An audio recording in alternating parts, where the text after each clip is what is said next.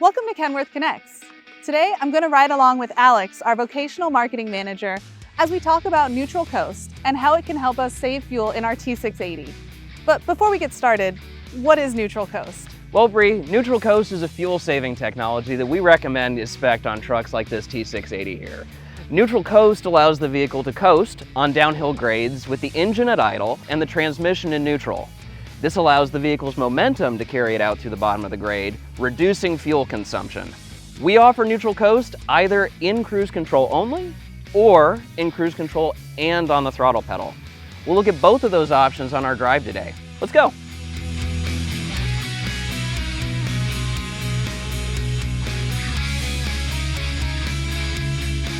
The first thing you need to know about Neutral Coast is that when it activates, digital display will display a green N in the gear indicator.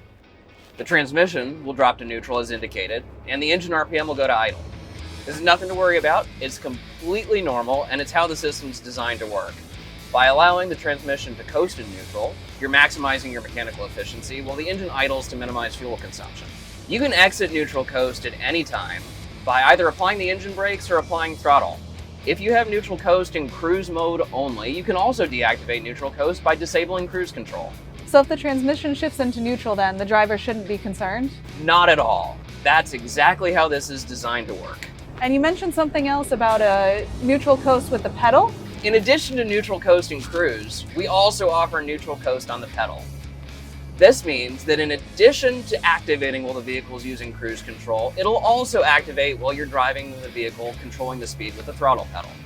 This maximizes the number of possible scenarios where Neutral Coast can be used and cuts your fuel consumption even more. That's great, and it seems like the driver doesn't really need to take much action for Neutral Coast to help them out. So what did you think? That was really informative and such an easy way to improve your fuel economy. Thanks so much for explaining that to everyone. And until next time, let's stay connected.